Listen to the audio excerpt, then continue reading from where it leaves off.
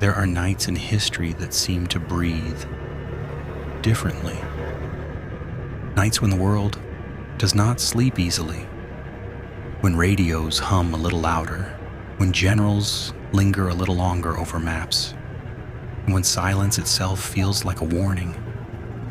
This is a story about one of those nights, the day NATO prepared for nuclear war. Not a war that happened, but one that came close enough to leave fingerprints on history. It was the early 1980s. The Cold War had already stretched across decades, a quiet tension wrapped in the constant threat of something far louder. Two worlds stood opposed, watching, listening, calculating.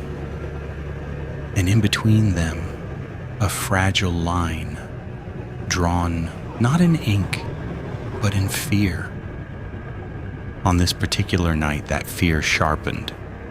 What began as a military exercise, routine on paper, procedural by design, slowly took on a different shape.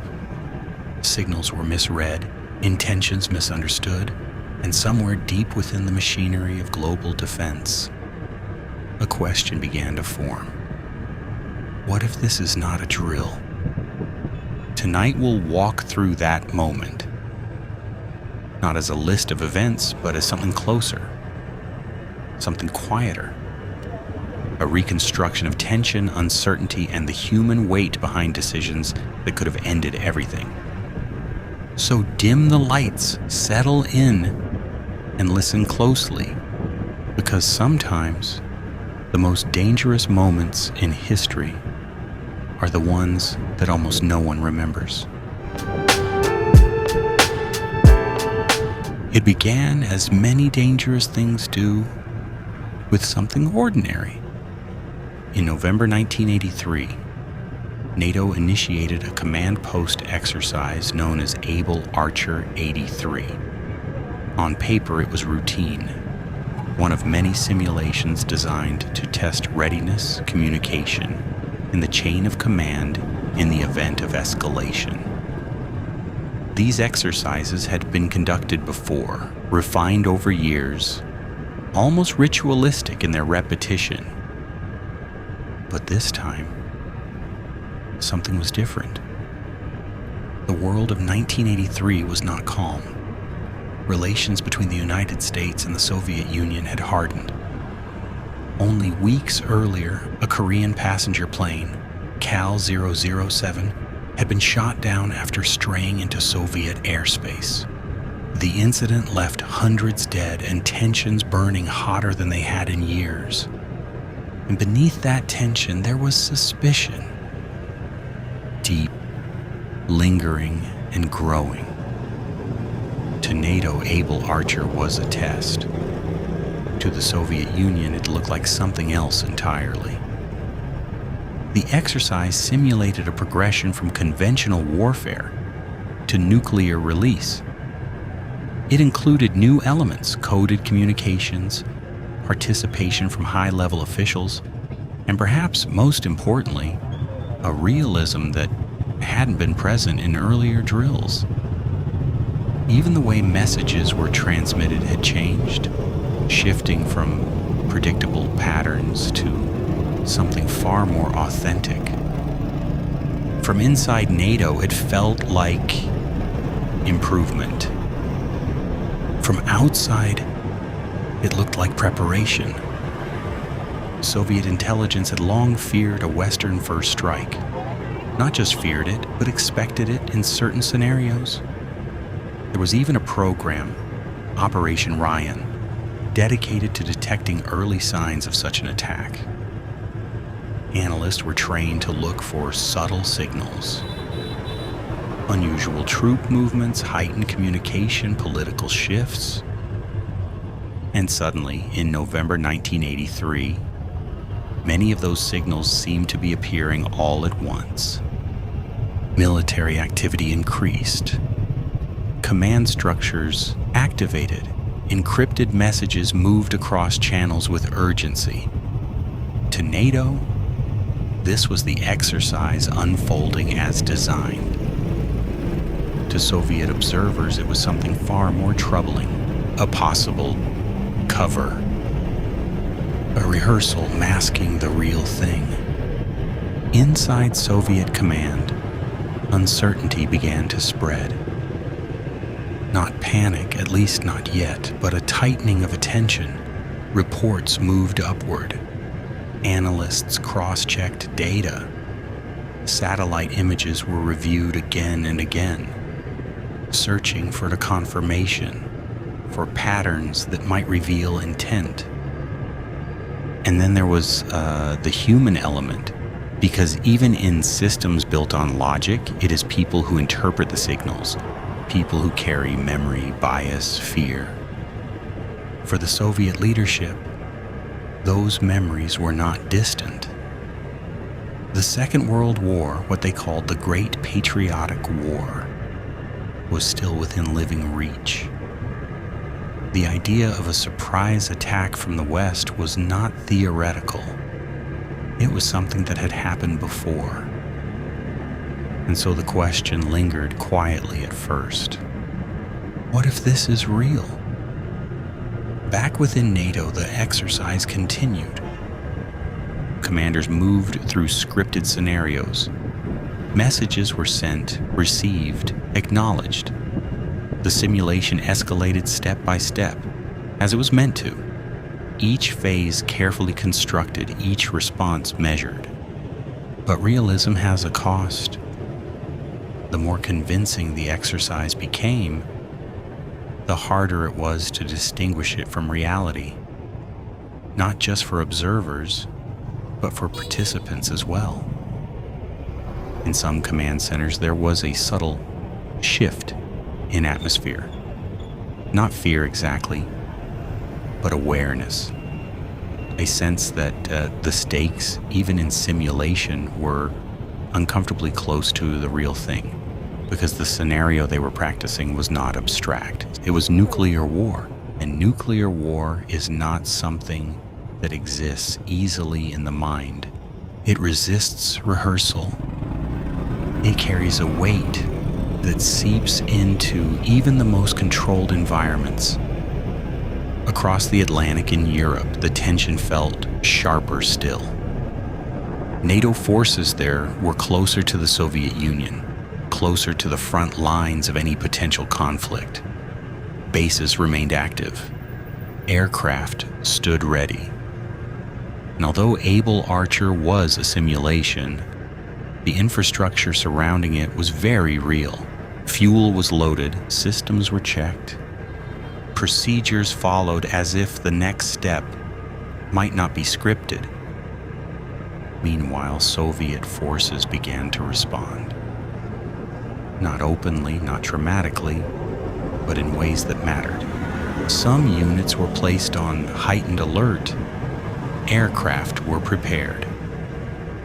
Nuclear-capable forces quietly shifted readiness levels. These were not declarations. They were precautions, measured, controlled, but unmistakable. Each side was now watching the other more closely than before, and neither side fully understood what the other was seeing. This is where history becomes fragile. Not in the loud moments, but in the quiet misunderstandings. Because there was no single decision point. No dramatic announcement that pushed the world closer to the edge. Instead, it was a series of interpretations. Small judgments made in real time, under pressure, with incomplete information. A message that seemed routine to one side felt urgent to the other. A movement that appeared procedural in one context looked strategic in another. And layered on top of all of this was time. Decisions in such moments are not made slowly. They are compressed, measured in minutes, sometimes seconds. And yet, the consequences stretch far beyond that. Inside Soviet command, the uncertainty had not resolved. If anything, it had deepened. Because now the question was no longer just, what is happening? But what if we are wrong? What if this is not an exercise? What if the signals they were seeing, the communications, the movements, the readiness, were not part of a drill, but the opening phase of something irreversible? There is a particular kind of tension that exists in those questions. It is not the tension of action. It is the tension of waiting, of watching events unfold, knowing that acting too soon could be catastrophic, but acting too late could be worse. And so both sides continued. NATO advanced through the phases of Able Archer, unaware of just how closely they were being observed. The Soviet Union monitored, analyzed, and quietly prepared, unsure of what would come next. And between them was a silence filled with interpretation. A silence that, for a brief moment in November 1983, held the weight of the world. There is a moment in every crisis when uncertainty begins to take on a shape of its own. Not loud, not visible, but present in the pauses between decisions. By the midpoint of Able Archer 83, that moment had arrived. Inside NATO command, the exercise was unfolding as planned. Methodical, structured, almost clinical in its execution. Messages passed through secure channels. Commands were issued, acknowledged. Simulated responses logged with precision. To those inside the system, it felt controlled, predictable, safe. But beyond that system, beyond the boundaries of the exercise, the same signals were being read in a very different way. In the Soviet Union, analysts were no longer treating the situation as routine observation. Reports had begun to converge. Multiple indicators, communications, troop readiness, command activity, were aligning in a way that matched something far more serious than a drill. They matched the early stages of nuclear escalation. Operation Ryan, the Soviet intelligence effort designed to detect signs of a Western first strike, had been quietly active for years. Most of the time, it produced fragments, isolated signals that meant little on their own. But now, those fragments were beginning to form a pattern. And patterns are persuasive, especially when they align with fear. Soviet leadership had long believed that if NATO were to launch a nuclear attack, it would be disguised, hidden beneath the cover of an exercise, masked by routine procedures that would delay recognition until it was too late to respond. And now they were watching an exercise that looked unusually real, more realistic than before, more complex, more convincing. For some within the Soviet command structure, the conclusion was becoming difficult to avoid. This might not be a drill. That thought did not arrive all at once. It surfaced gradually, carried upward through intelligence briefings, quiet conversations, cautious interpretations. No one rushed to declare it outright, but it lingered. And in a system built on vigilance, lingering doubts can carry significant weight. At several Soviet air bases, preparations began to shift. Aircraft capable of carrying nuclear weapons were readied, not launched, not deployed in full, but positioned in a way that allowed for rapid action if necessary. Crews were placed on alert, procedures reviewed. It was not escalation in the dramatic sense. It was something quieter, a tightening of readiness, a step closer to the edge without crossing it. Meanwhile, NATO forces continued the simulation. One of the defining features of Able Archer 83 was its escalation sequence from conventional conflict toward the simulated release of nuclear weapons. This progression was deliberate, designed to test decision-making under increasing pressure. But to an external observer, it looked like something else. A timeline, a countdown. Each phase brought the exercise closer to a simulated nuclear strike. And each step, when viewed from outside, could be interpreted as preparation for a real one. Inside Soviet intelligence, the pressure intensified. Because the problem was no longer just identifying what NATO was doing, it was determining intent. And intent is the hardest thing to measure. You can observe movements. You can intercept communications. You can analyze patterns, but you cannot see inside the decision itself.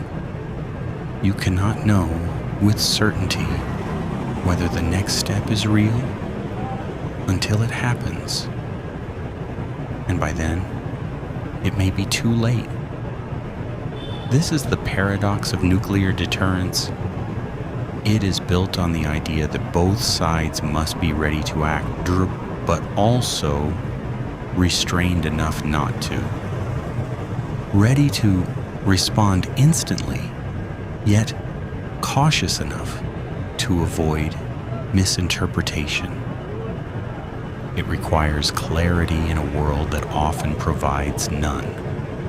As Able Archer moved forward, that clarity became increasingly fragile. In NATO command centers, there was little indication that anything unusual was happening beyond the scope of the exercise. The simulation was intense, yes, but controlled. There were no alarms suggesting that the Soviet Union was reacting in a meaningful way. And this asymmetry, this gap in awareness, made the situation even more delicate. Because one side was beginning to prepare for a possibility that the other side did not fully realize it had created. Across Europe, the geography of the Cold War added another layer of tension. Distances were short, response times even shorter. In some scenarios, decision windows were measured in minutes. There was no room for a prolonged debate, no time for extended verification. If an attack seemed imminent, the pressure to respond quickly could become overwhelming. And that pressure was now part of the equation. Within the Soviet system, some commanders began to consider the implications of waiting too long. If NATO were preparing a first strike, delay could mean destruction. If it was only an exercise, reacting too strongly could trigger the very conflict they were trying to avoid. This is where the line becomes almost impossible to see. Not because it disappears, but because it exists in interpretation, in judgment, in the quiet space between signal and response. And in November 1983, that space was narrowing. There were no public announcements, no headlines declaring the danger. The world, for the most part, carried on as usual. Cities moved through their routines. Lights stayed on. People slept, unaware of how closely the machinery of global conflict was being tested, not by intention but by perception. Inside command centers, however, the atmosphere was different. It was measured, focused, but beneath that focus was weight. Because every message, every movement, every interpretation now carried the possibility of being misunderstood. And misunderstanding in this context was not a minor error. It was a pathway, one that could lead, step by step, toward a point of no return. Yet even in this tension, there were restraints, layers of caution built into the system. Individuals who hesitated, who questioned, who resisted the pull toward immediate conclusion, not out of indecision, but out of awareness. Awareness that the cost of being wrong was beyond calculation. As Able Archer approached its final phase, the simulated transition to nuclear release, the situation reached its most delicate point. This was the moment the exercise had been building toward. And from the Soviet perspective, the moment that mattered most. Because if the simulation were masking reality, this would be where it revealed itself. And so they watched, closely, carefully, waiting for the signal that would confirm their fears or release them. And for a brief span of time, measured not in days but in hours, the world existed in that uncertainty, balanced between interpretation and reaction, between preparation and restraint, between what was happening and what might have been. There is no single second in history that marks the end of this story. No alarm that suddenly goes silent. No voice that announces the danger has passed. Instead, what followed was something quieter, almost imperceptible. A slow unwinding. By the final phase of Able Archer 83, NATO had reached the peak of its simulation, the moment where, in theory, nuclear weapons would be authorized and deployed. Commands were issued within the structure of the exercise, protocols followed, responses executed. But then, something subtle began to change. Not in the exercise itself, but in what did not happen. There were no real launches, no sudden shifts in force posture beyond the simulation, no irreversible steps. From inside NATO, this was expected. The exercise was designed to end before crossing into anything real. That boundary between simulation and action remained intact. But from the Soviet perspective, this was the moment of truth. Because if this had been a disguise, this is where it would have revealed itself. And it didn't. Gradually, the pattern began to break. The signals that had once aligned so convincingly with a possible first strike started to lose coherence. Communications returned to normal rhythms, activity stabilized. The intensity that had raised concern began to ease. not abruptly but steadily. And with that, the interpretation began to shift. Inside Soviet command, the question changed. From "is this the beginning of an attack?"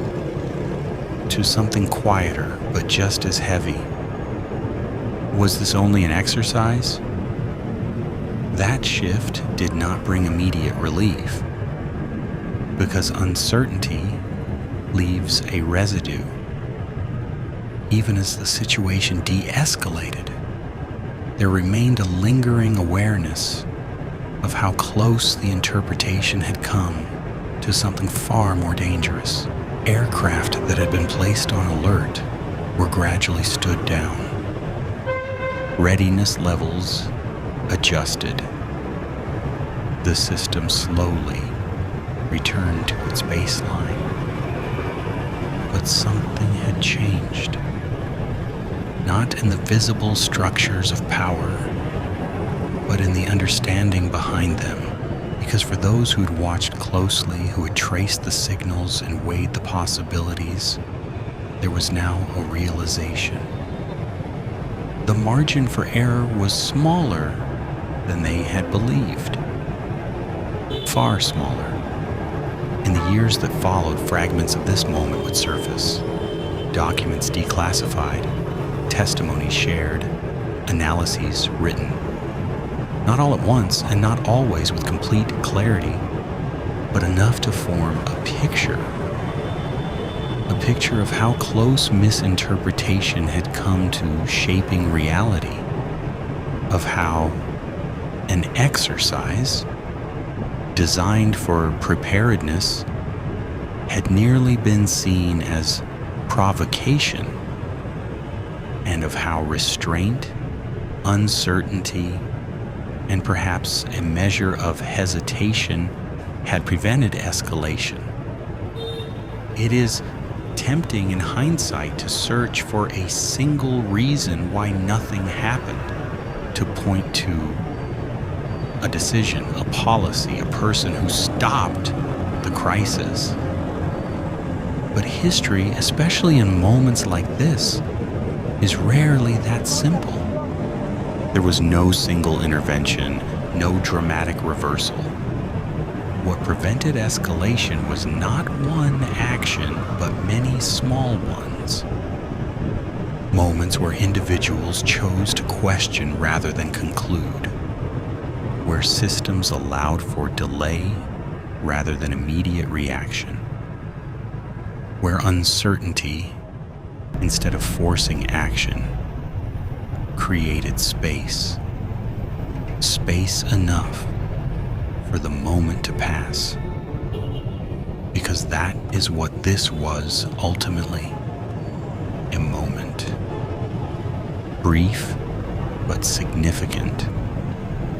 A convergence of fear, perception, and readiness that brought two sides closer to the edge, not through intent, but through interpretation. And perhaps that is what makes it so unsettling. Not that war was planned, but that it could have begun without being intended at all. A misunderstanding, a misreading of signals, a belief formed under pressure that action was necessary. This is the quiet danger of systems built for rapid response. They are designed to act quickly because in many scenarios, speed is survival. But speed leaves little room for doubt. And doubt, as fragile as it may seem, is sometimes the only barrier between escalation and restraint. In November 1983, that barrier held. Not because it was strong, but because it was present.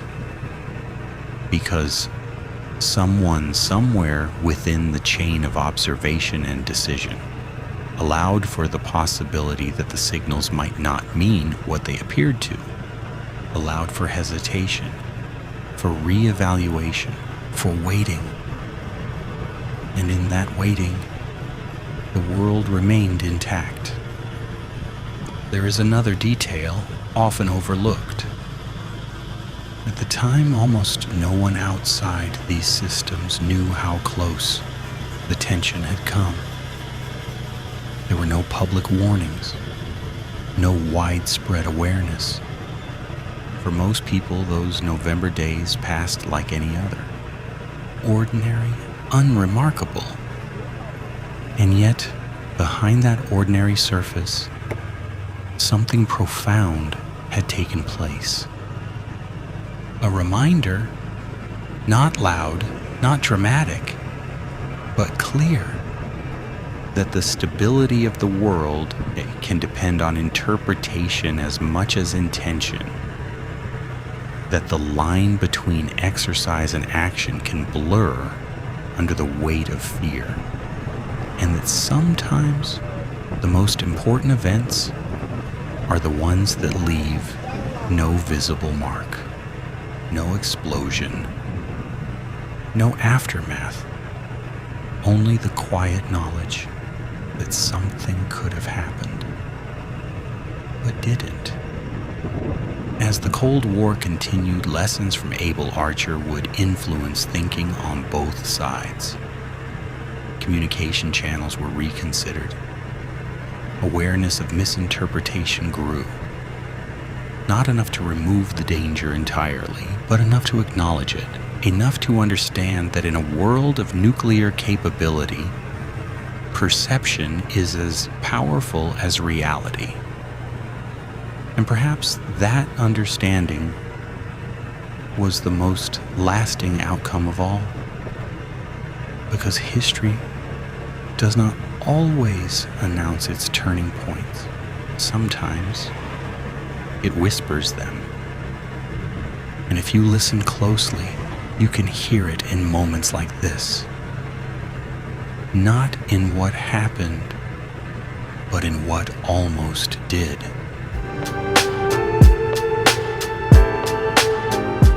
There is something unsettling about stories like this, not because of what happened, but because of how easily it could have been different.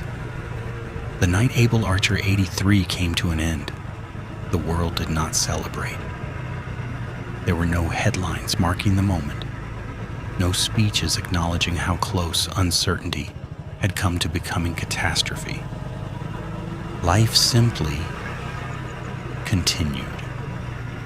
Lights stayed on in cities across Europe and America. Trains moved. People woke up the next morning unaware that, for a brief window in November 1983, the balance between peace and disaster had rested on interpretation, on hesitation, on the quiet decisions of people they would never know. And maybe that's what lingers. The idea that history is not only shaped by bold actions, but by restraint, by doubt, by the willingness to pause in a system designed to move quickly. Because in a world built on deterrence, where seconds can carry unimaginable weight, the most powerful choice is sometimes not to act, but to wait. Tonight's story doesn't end with victory or defeat. It ends with something quieter, a reminder that even at the height of tension, even in systems built for war, there is still space, however small, for caution, for thought, for humanity. And sometimes that is enough to change everything. Good night.